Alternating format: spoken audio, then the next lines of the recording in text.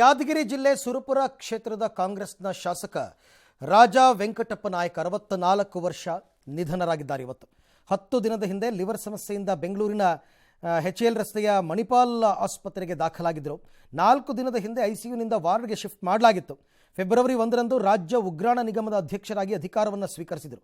ರಾಜ್ಯಸಭಾ ಚುನಾವಣೆಗೆ ಮತ ಹಾಕಲು ಅಗತ್ಯ ಪ್ರಕ್ರಿಯೆಗೆ ಕೂಡ ಅನುಮತಿಯನ್ನು ಪಡೆಯಲಾಗಿತ್ತು. ಎಐಸಿಸಿ ಅಧ್ಯಕ್ಷ ಮಲ್ಲಿಕಾರ್ಜುನ್ ಖರ್ಗೆ ಕುಟುಂಬಕ್ಕೆ ಆಪ್ತರಾಗಿದ್ದ ರಾಜಾ ವೆಂಕಟಪ್ಪ ನಾಯಕ್ ಕಾಂಗ್ರೆಸ್ ಪಕ್ಷದಿಂದಲೇ ರಾಜಕೀಯ ಜೀವನವನ್ನು ಆರಂಭ ಮಾಡಿದರು. ಎಸ್ಟಿ ಮೀಸಲು ವಿಧಾನಸಭಾ ಕ್ಷೇತ್ರವಾದ ಸುರಪುರದಿಂದ 7 ಬಾರಿ ಚುನಾವಣೆಗೆ ಸ್ಪರ್ಧೆ ಮಾಡಿ 4 ಬಾರಿ ಗೆಲುವು ಕಂಡಿದ್ದರು. ನಿಧನ ಸುದ್ದಿ ತಿಳಿತಾ ಇದ್ದಂತೆ ಸಿಎಂ, ಡಿಸಿಎಂ ಸೇರಿದಂತೆ ಅನೇಕರು ಆಸ್ಪತ್ರೆಗೆ ದೌಡಾಯಿಸಿ ಅಂತಿಮ ದರ್ಶನ ಪಡೆದರು. ಹಾಲಿ ಶಾಸಕರಾಗಿರುವ ಕಾರಣ ಸೋಮವಾರದ ಕಲಾಪವನ್ನು ಮಂಗಳವಾರ ರಾಜ್ಯಸಭೆ ಎಲೆಕ್ಷನ್ ಇರೋ ಕಾರಣ ಬುಧವಾರಕ್ಕೆ ಮುಂದೂಡಿದ್ದಾರೆ. ನಾಳೆ ಸುರಪುರದಲ್ಲಿ ಅಂತ್ಯಕ್ರಿಯೆ ನಡೆಯುತ್ತೆ. ನಿಧನ ಸುದ್ದಿ ಕೇಳ್ತಾ ಇದ್ದಂತೆ ಶಾಸಕ ರಾಜಾ ವೆಂಕಟಪ್ಪ ನಾಯಕ್ ನಿವಾಸದ ಮುಂದೆ ಅಭಿಮಾನಿಗಳು ಆಗಮಿಸಿದರು. ನಾಯಕನ ಸುದ್ದಿ ಕೇಳಿ ಆಘಾತಕ್ಕೊಳಗಾದ ಹಣಮಂತ ಎಂಬ ಅಭಿಮಾನಿ ಹೃದಯಾಘಾತದಿಂದ ಸಾವನ್ನಪ್ಪಿದ್ದಾನೆ. ಸುರಪುರದಲ್ಲಿ ಅಂಗಡಿ ಮುಂಗಟ್ಟುಗಳನ್ನು ವ್ಯಾಪಾರಿಗಳು ಸಂಪೂರ್ಣವಾಗಿ ಬಂದ್ ಮಾಡಿದ್ದಾರೆ. ರಾಜಾ ವೆಂಕಟಪ್ಪ ನಾಯಕ್ ಅವರು ಅಕಾಲಿಕ ಮರಣಕ್ಕೆ ತುತ್ತಾಗಿದ್ದಾರೆ. ರಾಜಕೀಯದಲ್ಲಿ ಬಹಳ ಸಂಭಾವಿತ ರಾಜಕಾರಣಿ. ಯಾವಾಗಲೂ ಕೂಡ ನನ್ನ ಭೇಟಿಯಾದಾಗೆಲ್ಲ ಅವ್ರ ಕ್ಷೇತ್ರದ ಅಭಿವೃದ್ಧಿ ಬಗ್ಗೆ, ಜನರ ಸಮಸ್ಯೆಗಳ ಬಗ್ಗೆ ಯಾವಾಗಲೂ ಕೂಡ ತಗೊಂಡು ಬರೋರು. ಸೊ ಅಂತ ಒಬ್ಬ ಜನಪರವಾದಂಥ ಕಾಳಜಿ ಇದ್ದಂಥ ರಾಜಕಾರಣಿ ಇವತ್ತು ನಮ್ಮನ್ನು ಅಗಲಿದ್ದಾರೆ. ಅವರ ಆತ್ಮಕ್ಕೆ ಚಿರಶಾಂತಿ ದೊರಕಲಿ ಅಂತೇಳಿ ನಾನು ಪ್ರಾರ್ಥನೆ ಮಾಡ್ತೇನೆ. ರಾಜಾ ವೆಂಕಟಪ್ಪ ನಾಯಕು ಯಾರಿಗೂ ಕೂಡ ಮನಸ್ಸು ನೋಯಿಸಿರಲಿಲ್ಲ. ಆ ರೀತಿ ಒಂದು ದೊಡ್ಡ ಶ್ರೇಷ್ಠವಾದಂಥ ಒಂದು ಬಾಳ್ಯಗಾರಿಕೆ ವಾಲ್ಮೀಕಿ ಕುಟುಂಬದ ಒಂದು ದೊಡ್ಡ ಕುಟುಂಬ. ಸೊ ಎಲ್ಲರನ್ನೂ ಕೂಡ ಸರಳತೆಯಿಂದ ಬಹಳ ಹತ್ತಿರದಿಂದ ನೋಡಿಕೊಂಡು ಮನವನ್ನ ಗೆದ್ದಂಥ ಒಬ್ಬ ವಿಶೇಷವಾದಂಥ ಒಬ್ಬ ವ್ಯಕ್ತಿ. ಸೊ ಅವರ ಆತ್ಮಕ್ಕೆ ಶಾಂತಿ ಸಿಗಲಿ ಅಂತೇಳಿ ನಾನು ಪ್ರಾರ್ಥನೆ ಮಾಡ್ತೀನಿ. ಇನ್ನು ಕಳೆದ ತಿಂಗಳಷ್ಟೇ ಲಕ್ಷದ್ವೀಪದಲ್ಲಿ ಸ್ಕೂಬಾ ಡೈವಿಂಗ್ ಮಾಡಿ ಪ್ರಧಾನಿ ನರೇಂದ್ರ ಮೋದಿ ಅವರು ಇಡೀ ದೇಶದ ಗಮನ ಸೆಳೆದಿದ್ದು ನಿಮಗೆಲ್ಲ ಗೊತ್ತೇ ಇದೆ. ಈಗ ಸ್ವರಾಜ್ಯ ಗುಜರಾತ್ನ ದ್ವಾರಕಾ ನಗರದಲ್ಲಿ ಅರಬ್ಬಿ ಸಮುದ್ರದ ಪಂಚಕೊಯಿ ಕರಾವಳಿ ತೀರದ ಬಳಿ ಮತ್ತೆ ಸ್ಕೂಬಾ ಡೈವಿಂಗ್ ಮಾಡಿ ಸಾಮಾಜಿಕ ಜಾಲತಾಣಗಳಲ್ಲಿ ಫೋಟೋಗಳನ್ನು ಹಂಚಿಕೊಂಡಿದ್ದಾರೆ. ಈ ಬಗ್ಗೆ ಎಕ್ಸ್ನಲ್ಲಿ ಬರೆದುಕೊಂಡಿರೋ ಮೋದಿ, ನೀರಲ್ಲಿ ಮುಳುಗಿರುವ ದ್ವಾರಕಾ ನಗರದಲ್ಲಿ ಪ್ರಾರ್ಥನೆ ಮಾಡಿದ್ದು ಅತ್ಯಂತ ದಿವ್ಯ ಅನುಭವ ಆಗಿತ್ತು. ಆಧ್ಯಾತ್ಮಿಕ ಭವ್ಯತೆ ಮತ್ತು ಪ್ರಾಚೀನ ಯುಗಕ್ಕೆ ಹೋದಂತೆ ಭಾಸವಾಯಿತು. ಭಗವಾನ್ ಶ್ರೀಕೃಷ್ಣ ಎಲ್ಲರನ್ನೂ ಆಶೀರ್ವದಿಸಲಿ ಅಂತ ಬರೆದುಕೊಂಡಿದ್ದಾರೆ. ನಂತರ ಕೃಷ್ಣ ದೇವಾಲಯಕ್ಕೆ ಪ್ರಧಾನಿ ನರೇಂದ್ರ ಮೋದಿ ಅವರು ಭೇಟಿ ನೀಡಿ ಪೂಜೆ ಸಲ್ಲಿಸಿದರು. ಇದಕ್ಕೂ ಮುನ್ನ ದೇಶದ ಅತಿದೊಡ್ಡ ಕೇಬಲ್ ಬ್ರಿಡ್ಜ್ ಖ್ಯಾತಿಗೊಳಪಟ್ಟ ಸುದರ್ಶನ್ ಸೇತು ಬ್ರಿಡ್ಜ್ ಅನ್ನು ಲೋಕಾರ್ಪಣೆ ಮಾಡಿದರು. ಸುಮಾರು 980 ಕೋಟಿ ವೆಚ್ಚದಲ್ಲಿ ಸುದರ್ಶನ್ ಸೇತು ನಿರ್ಮಾಣಗೊಂಡಿದೆ. ಇನ್ನೂ ಹಲವೆಡೆ ಭಾಷಣಗಳಲ್ಲಿ ಕಾಂಗ್ರೆಸ್ ವಿರುದ್ಧ ಹರಿಹಾಯ್ದಿದ್ದಾರೆ. ಕಾಂಗ್ರೆಸ್ ಕಾಲದಲ್ಲಿ ಅಭಿವೃದ್ಧಿಯೇ ಆಗಿರಲಿಲ್ಲ, ಭ್ರಷ್ಟಾಚಾರವೇ ಹಾಸುಹೊಕ್ಕಾಗಿತ್ತು ಅಂತೆಲ್ಲ ಹೇಳಿದ್ದಾರೆ. ಇನ್ನು ದೇಶದಲ್ಲಿ ಸಂವಿಧಾನ ಜಾರಿಗೆ ಬಂದು 75 ವರ್ಷ ತುಂಬುತ್ತಿರುವಂತಹ ಹಿನ್ನೆಲೆಯಲ್ಲಿ ರಾಜ್ಯಾದ್ಯಂತ ಸಿದ್ದರಾಮಯ್ಯ ಸರ್ಕಾರ ಹಮ್ಮಿಕೊಂಡಿದ್ದ ಸಂವಿಧಾನ ಏಕತಾ ಸಮಾವೇಶಕ್ಕೆ ಅದ್ಧೂರಿ ತೆರೆಬಿದ್ದಿದೆ.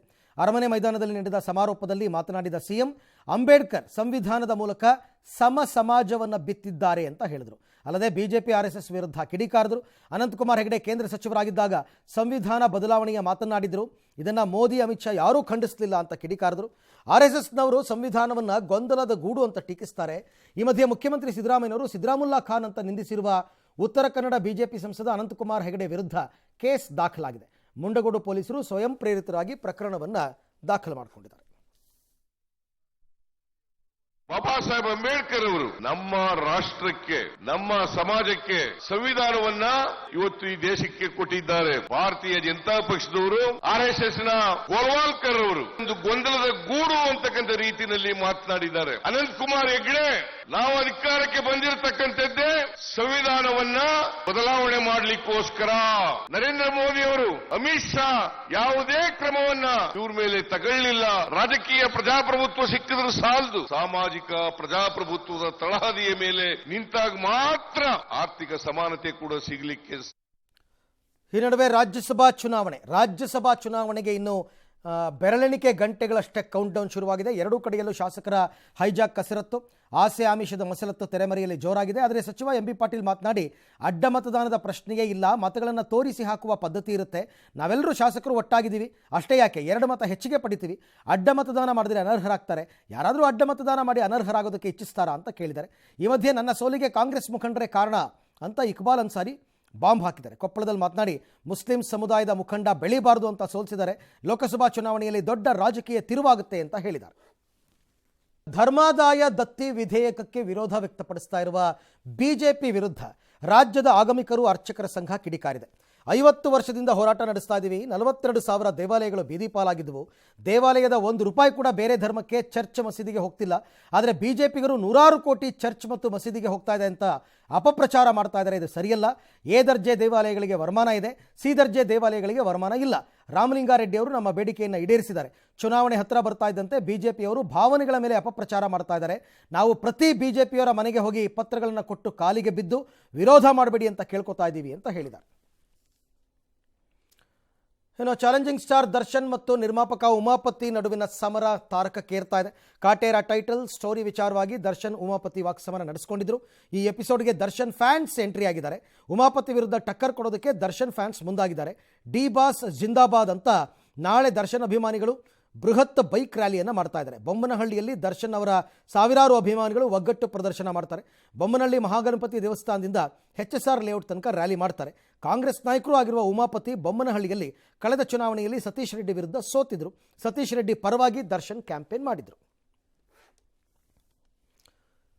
ಬಹಳ ಗಂಭೀರವಾದ ನಿಮ್ಮ ಸಮಸ್ಯೆ ಅಂದರೆ ಬೇಸಿಗೆಗೂ ಮೊದಲೇ ಬೆಂಗಳೂರು ಸೇರಿದಂತೆ ಎಲ್ಲ ಕಡೆ ಜಲಕಂಟಕ ಎದುರಾಗಿದೆ. ರಾಜಧಾನಿಯ ಗಲ್ಲಿಗಳಲ್ಲಿ ನೀರಿನ ಅಭಾವ ತಾಂಡವವಾಡ್ತಾ ಇದೆ. ಸದ್ಯ ಬೆಂಗಳೂರಿನಲ್ಲಿ ಉಂಟಾಗಿರೋ ಜಲಾಭಾವದ ಕಾರಣ ಎಲ್ಲರೂ ಮನೆ ಖಾಲಿ ಮಾಡ್ಕೊಂಡು ಹೋಗ್ತಾ ಇದ್ದಾರೆ, ಬಾಡಿಗೆ ಮನೆಗಳನ್ನ. ಮಾಗಡಿ ರೋಡ್ನ KP ಅಗ್ರಹಾರದಲ್ಲಂತೂ ಮನೆಗಳು ಖಾಲಿಯಾಗಿರೋದು ಕಂಡುಬಂತು. ಜಿಲ್ಲೆಯಲ್ಲೂ ಬರ ಪರಿಸ್ಥಿತಿ ಭಿನ್ನವಾಗೇನಿಲ್ಲ. ಮಹಿಳಾ ಮತ್ತು ಮಕ್ಕಳ ಕಲ್ಯಾಣ ಸಚಿವೆ ಲಕ್ಷ್ಮೀ ಹೆಬ್ಬಾಳ್ಕರ್ ಕ್ಷೇತ್ರದಲ್ಲಂತೂ ಜಲಚಿಂತೆಯಲ್ಲೇ ಮುಳುಗಿದ್ದಾರೆ. ಕಾವೇರಿ ಉಗಮ ಸ್ಥಾನದಲ್ಲೇ ಕಾವೇರಿ ಬತ್ತಿ. ಬೇಸಿಗೆಗೂ ಮುನ್ನ ತ್ರಿವೇಣಿ ಸಂಗಮದ ಒಡಲು ಖಾಲಿಯಾಗಿದೆ. 60 ವರ್ಷಗಳಲ್ಲೇ ನೋಡಿರದಷ್ಟು ಪ್ರಮಾಣದಲ್ಲಿ ಕಾವೇರಿ ನದಿ ಬತ್ತಿಯಾಗಿದೆ. ಚಿಕ್ಕಮಗಳೂರಿನಲ್ಲೂ ನೀರಿಲ್ಲದೆ ಕಾಫಿ ತೋಟಗಳನ್ನು ಉಳಿಸ್ಕೊಳ್ಳೋದಕ್ಕೆ ರೈತರು ಟ್ಯಾಂಕರ್ ಮೊರೆ ಹೋಗಿದ್ದಾರೆ. ಇದು ರಾಜ್ಯದ ಸದ್ಯದ ಪರಿಸ್ಥಿತಿ.